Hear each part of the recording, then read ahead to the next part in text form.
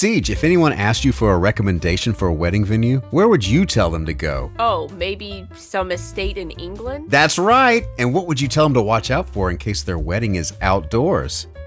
Maybe a crocodile? Holy crap, have I got a movie for you. You're not talking about Croc, are you? Yeah, I am. That's only one of the best movies of 2022, starring one of the most compelling characters in cinema, Dylan Bruiser King.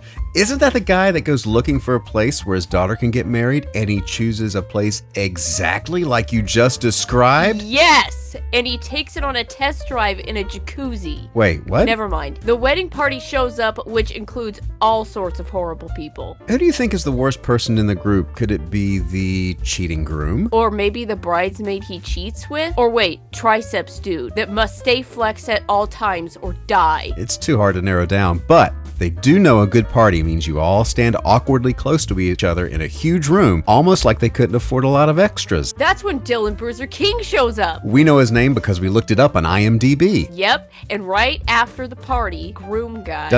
Doesn't he have a name? Probably. So groom guy and Georgie go hook up in a rundown dank sheep barn. Wait, why do you remember Georgie's name? Everybody knows Georgie. So then they're interrupted by giant Croc who eats Georgie. Not Georgie! Yes, Georgie. But groom guy escapes covered in blood. Georgie's blood. Naturally. So the next morning, At breakfast, there's no Georgie. where could she be? They don't know. Groom guy knows But he feels really bad. about Georgie. Yes, Georgie. But Tricep Guy will comfort the groom with his tiny t-shirt and swole upper arms. But not for too long because it's wedding time! And without Georgie. Dylan Bruiser King goes to look for Georgie. On with the wedding! Not before Dylan Bruiser King finds the Croc's skull closet, where Georgie has been fully digested, pooped carefully into the pile of victims that the Croc keeps in his dank sheep barn. I feel bad for Georgie. No time! Bruiser gets bit! Oh no! On with the wedding! Everyone they know is there. All 15 people, including their grandparents, fresh from Spirit Halloween. Croc has no time for weddings. Croc is on a mission. He's got to move this plot forward. And he bites Groom Guy. In the same place as Bruiser. It's cheaper that way. Tell me, Brian,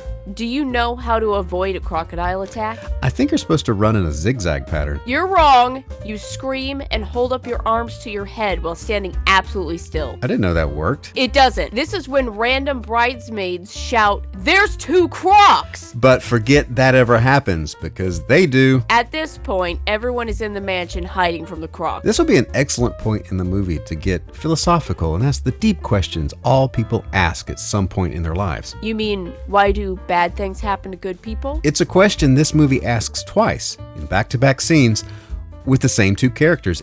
And you know what the answer is? There are no good people in this movie. They really should all die. Sadly, they do not. Let's pray for a sequel, but not before Croc comes inside and we learn how to stop a giant killer crocodile. Block it with a mattress! Fact. Now their master plan is revealed. Lure the Croc to the pool and electrocute it. Fortunately, they've stored their wedding supplies in a box marked flares that still has flares inside. And they've seen Jurassic Park. It works, they win! Except Groom Guy is still alive. We've learned the bride and him have always had issues, and Georgie is still dead. I want a prequel that tells Georgie's story. Too bad, roll credits.